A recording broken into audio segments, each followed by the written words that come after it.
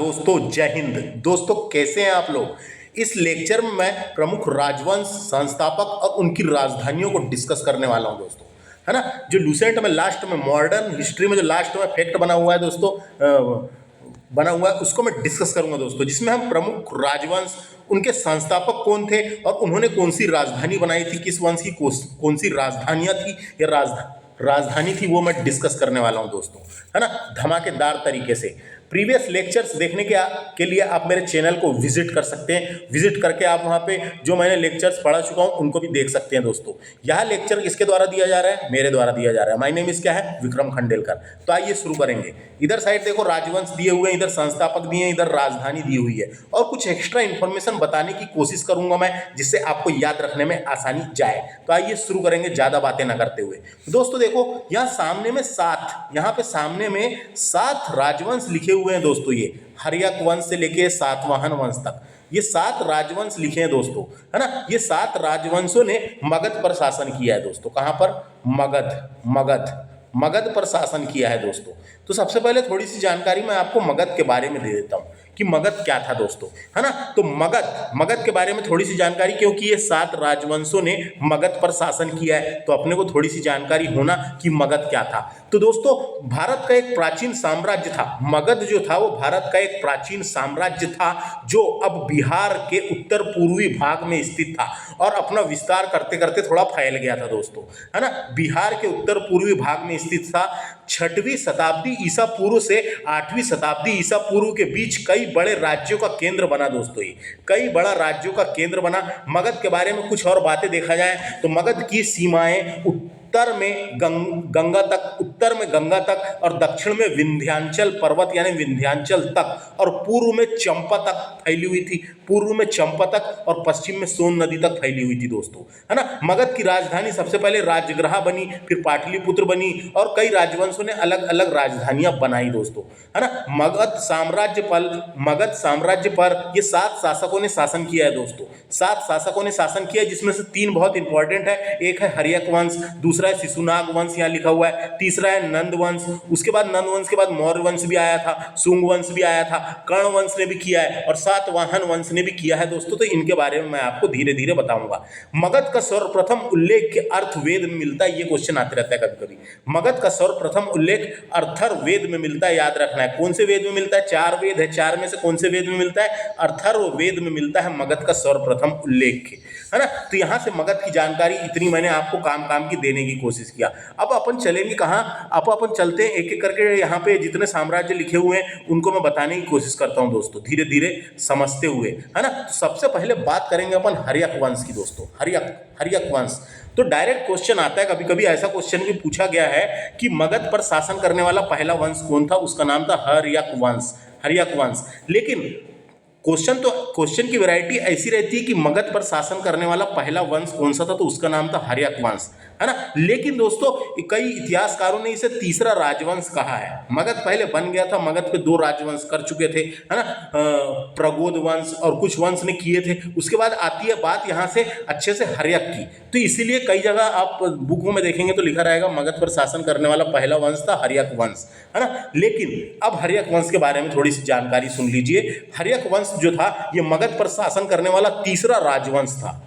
अगर पूछेगा मगध पर शासन करने वाला पहला राजवंश कौन सा था, तो हर्यक का ही नाम लेना है, क्योंकि हर्यक का साम्राज्य बड़ा था, है ना। हर्यक राजवंश थोड़ा बड़ा बना था इसलिए तो। लेकिन हम बोल सकते हैं मगध पर शासन करने वाला तीसरा राजवंश था। हर्यक राजवंश के कुल 7 राजाओं ने शासन किया है दोस्तों। हर्यक राजवंश में कुल 7 राजाओं ने शासन किया है। 7 राजाओं ने शासन किया है। 544 से लेकर 413 ईसा पूर्व की बात है। ईसा पूर्व में लगभग 131 वर्ष तक शासन किया है। लगभग 131 वर्ष तक के शासन किया है। और ये एक ऐसा राजवंश था दोस्तों, इसे पितृहंता राजवंश भी कहा जाता है, क्योंकि उसके लड़के ने उसके पिताजी को मार के गद्दी हासिल की, फिर उसके लड़के ने उसके पिताजी को मार के गद्दी हासिल की। इसलिए हर्यक वंश को पितृहंता वंश भी कहते हैं दोस्तों, पितृहंता वंश भी कहते हैं, है ना। तो ये समझ में आ गया। तो हर्यक राजवंश की स्थापना 544 ईसा पूर्व में बिंबसार ने की थी। ये बिंबसार जो नाम है यहाँ पे संस्थापक, है ना। तो हर्यक वंश की स्थापना 544 ईसा पूर्व में बिंबसार के द्वारा की गई थी। थी। किसके द्वारा? बिंबसार के द्वारा की गई थी। बिंबसार ने प्रगोद वंश के अंतिम शासक वर्तिवर्धन की हत्या करके, बिंबसार ने प्रगोद वंश के अंतिम शासक वर्तिवर्धन की हत्या करने के बाद इसकी स्थापना की थी। हत्या कर हर्यक वंश की स्थापना की थी, है ना। और बिंबिसार ने राजधानी किसको बनाया था? बिंबिसार ने राजधानी राजगृह को बनाया था दोस्तों, राजगृह। इसी का एक और नाम मिलता है गिरिव्रज। तो दोस्तों कंफ्यूज नहीं होना है, दोनों में से कोई भी नाम आ सकता है, उसी का नाम था, है ना। हर्यक वंश का संस्थापक बिंबसार था। हर्यक वंश का संस्थापक बिंबसार था। उसने राजगृह या गिरिव्रज को राजधानी बनाया था। राजगृह या गिरिव्रज को राजधानी बनाया था। हर्यक वंश से इतना ही। अपने को वनडे एग्जाम में ऐसी क्वेश्चन आएगा, हर्यक वंश का संस्थापक कौन था? तो बिंबसार, और राजगृह उसकी राजधानी थी, ये याद रखें। नेक्स्ट बात करते हैं शिशुनाग वंश की दोस्तों। शिशुनाग वंश मगध पर शासन करने वाला चौथा राजवंश था। अगर हम अपने दूसरे तरीके से देखें तो दूसरा राजवंश था, है ना। तो शिशु राजवंश मगध पर शासन करने वाला दूसरा राजवंश था। शिशुनाग राजकुल के कुल 6 राजाओं ने शासन किया है इसमें। शिशुनाग वंश के 6 राजाओं ने शासन किया है 413 से लेके 345 ईसा पूर्व तक। 413 से लेकर 345 ईसा पूर्व तक 68 वर्ष तक के शासन किया है दोस्तों। इस शिशुनाग वंश ने 68 वर्ष तक शासन किया है। 68 वर्ष तक शासन किया है। शिशुनाग के द्वारा हर्यक वंश के अंतिम शासक जिसका नाम था नागदशक की हत्या करने के बाद की थी। तो शिशुनाग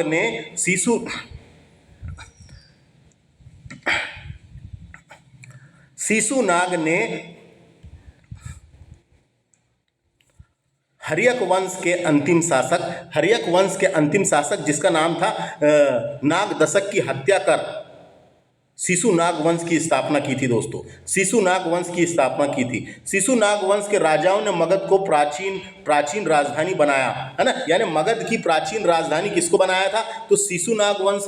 देखो सबसे पहले तो पूछेगा शिशुनाग वंश का संस्थापक कौन था? तो शिशुनाग था। शिशुनाग ने जो ये था हर्यक वंश के अंतिम शासक नागदशक की हत्या करके इस वंश की स्थापना की थी। और इसने भी अपनी राजधानी सबसे पहले राजगृह को बनाया था दोस्तों। राजगृह या फिर गिरिव्रज को बनाया था। लेकिन बाद में इसने राजधानी थोड़ा सा परिवर्तन कर दिया और वैशाली रखा दोस्तों। राजधानी क्या रखा? वैशाली। तो हमको डायरेक्ट क्वेश्चन आएगा शिशुनाग वंश के संस्थापक कौन थे? शिशुनाग। यानी शिशुनाग वंश के संस्थापक शिशुनाग थे। उसने वैशाली को राजधानी बनाया था दोस्तों। तो वैशाली बिहार प्रांत के, वैशाली जिला अभी भी है बिहार प्रांत में, है ना। तो बिहार प्रांत तरफ था ये वैशाली, बिहार प्रांत तरफ था, इतना याद रखें। इतना समझ में आ गया। शिशुनाग वंश समझ में आ गया। शिशुनाग इसके संस्थापक थे, याद रखना है। शिशुनाग के बाद आता है दोस्तों नंद वंश। तो नंद वंश से याद रखना है, नंद वंश को नंद साम्राज्य भी बोल सकते हैं अपन। भारत का एक राजवंश रहा है ये भी, है ना, मगध का, है ना।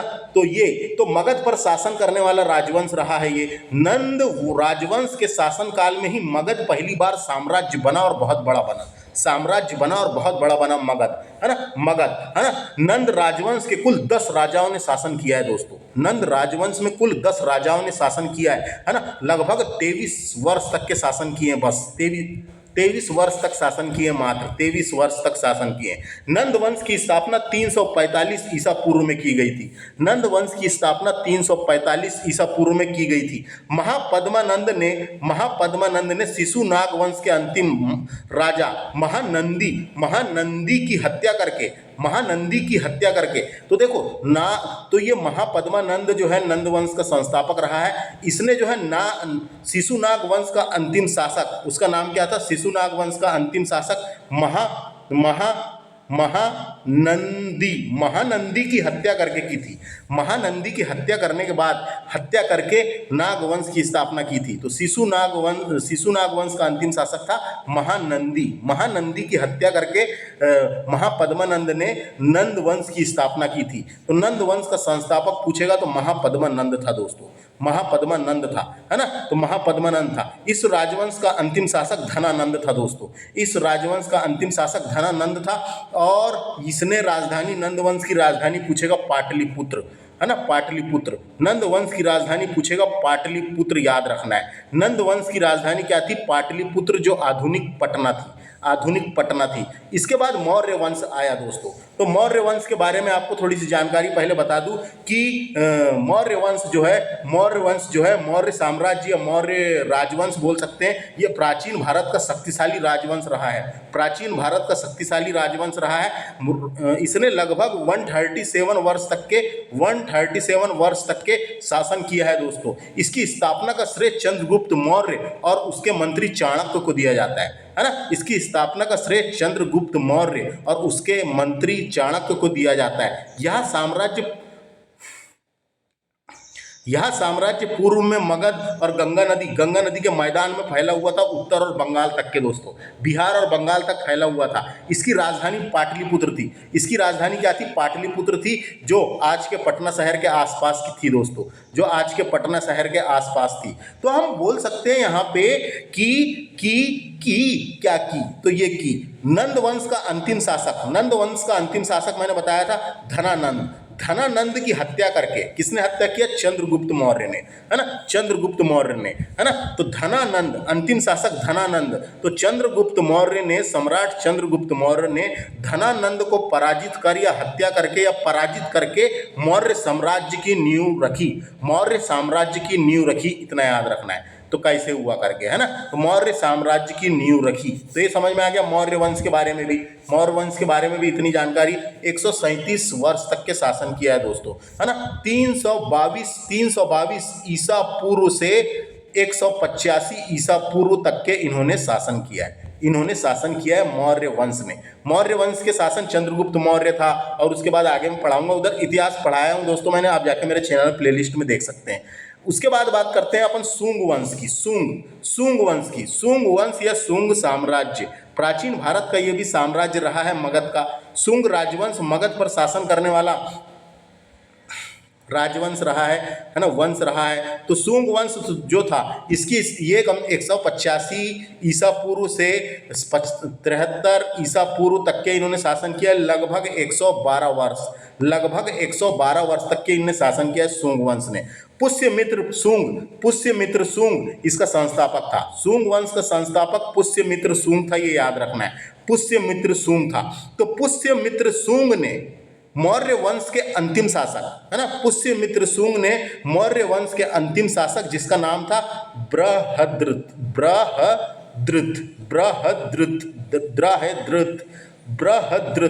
तो मौर्य वंश के अंतिम शासक बृहद्रथ की हत्या करके शुंग वंश की स्थापना करी दोस्तों। और जो बृहद्रथ था, ये मौर्य वंश का जो अंतिम शासक बृहद्रथ था, उसी का सेनापति था पुष्यमित्र शुंग, उसी का सेनापति था दोस्तों। मौर्य साम्राज्य में एक सेनापति था, तो जो उसका अंतिम सम्राट था, है ना, मौर्य वंश का जो अंतिम सम्राट था बृहद्रथ का सेनापति था पुष्यमित्र शुंग। तो पुष्यमित्र शुंग ने इसकी हत्या करके शुंग वंश की नींव रखी, और शुंग वंश का संस्थापक पूछेगा तो पुष्यमित्र शुंग। इसने भी पाटलिपुत्र को ही राजधानी बनाया था, इतना याद रखना है। उसके बाद आता है दोस्तों कर्णवंश को कर्णयण भी बोलते हैं,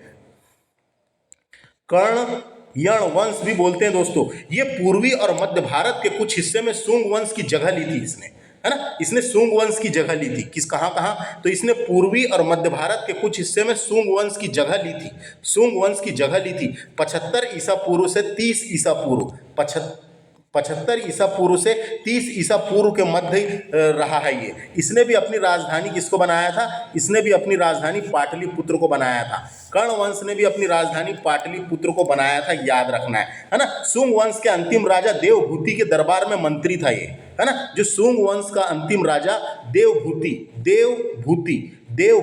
शुंग वंश का अंतिम राजा देवभूति के दरबार में मंत्री था वासुदेव, है ना, वो वासुदेव। तो शुंग वंश के अंतिम राजा देवभूति के दरबार में मंत्री था कौन? ये वासुदेव। तो वासुदेव कर्ण वंश का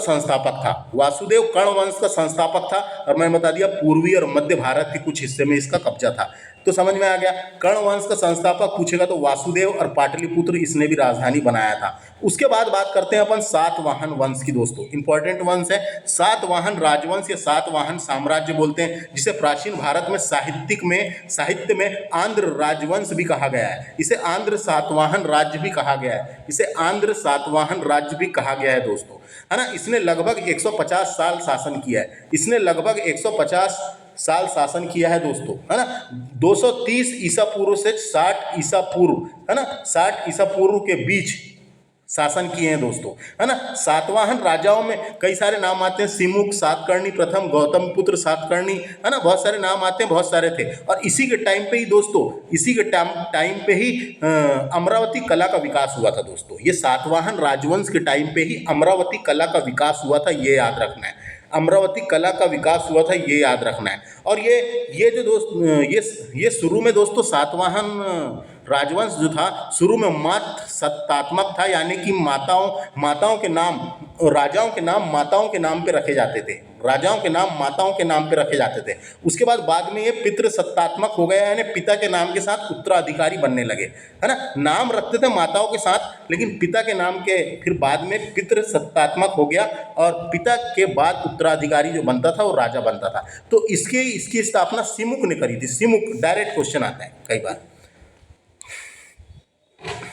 डायरेक्ट क्वेश्चन पूछ लिया जाता है, सातवाहन वंश का संस्थापक कौन था? सिमुक था, इतना बताना है अपने को और खत्म करना है ना, बस इतना बताना है। सिमुक था, है ना, शुरू किसने किया था? सिमुक था। तो सातवाहन राजवंश का संस्थापक सिमुक था, इतना याद रखना है, बस सिमुक था, इतना ही पूछेगा। दक्षिण में सातवाहन वंश की स्थापना सिमुक ने की थी, दक्षिण में सातवाहन वंश की स्थापना सिमुक ने की थी। इसे आंध्र भाव भी कहा जाता था, दोस्तों, है ना, आंध्र भाव भी कहा जाता था। और ये सातवाहन वंश की जानकारी जो है वो मत्स्य पुराण से मिलती है दोस्तों, मत्स्य पुराण से मिलती है ना, मत्स्य पुराण से मिलती है, इतना याद रखना है। तो इतने राजवंश थे मैंने बताया मगध पर। उसके बाद ये आगे अपन पढ़ेंगे अभी कुषाण वंश। लेकिन ये दोस्तों कभी कभी ना ये क्रम पूछ लिया जाता है, ये क्रम ऐसा परीक्षा में, वनडे एग्जामों में ऐसा क्रम ही आ जाता है, रेलवे में आ गया, एसएससी में आया कई बार, कि मगध पर शासन करने वालों का क्रम बताइए। तो उसकी मैं आपको एक ट्रिक बताता हूँ शानदार, उसको याद रख लीजिए आप, है ना। और चैनल को सब्सक्राइब भी कर लीजिए, और कैसा पढ़ा रहा हूँ मैं कमेंट भी कर सकते हैं। तो देखिए ट्रिक, ये देखिए ट्रिक दोस्तों, ये मगध साम्राज्य पर शासन करने वाले वंशों के नाम का यहाँ पे क्रम अनुसार दिया हुआ है दोस्तों। तो ये ट्रिक याद रखना है। सबसे पहले हसीन मासुका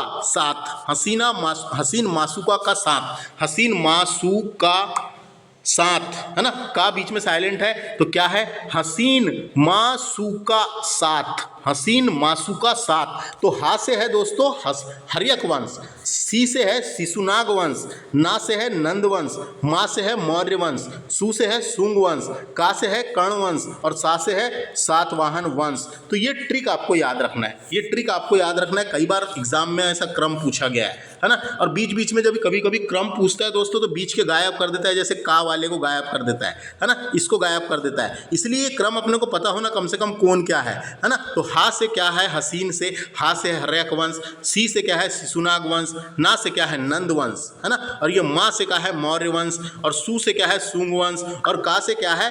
कर्ण वंश, और सात ये वाला पूरा सात से क्या है? सातवाहन वंश, सा से क्या है? सातवाहन वंश।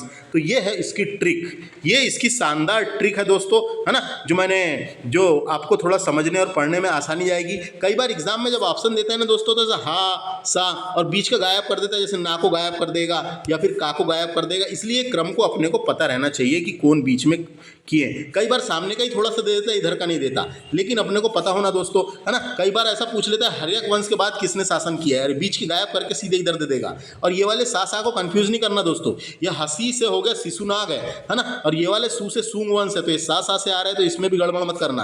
पहले शिशुनाग आया है, फिर शुंग वंश आया है ना, पहले शिशुनाग फिर शुंग वंश। तो समझ में आ गया, ये ट्रिक को आप याद रख लीजिए बस। अब अपन वापस चलते हैं लूसेंट में।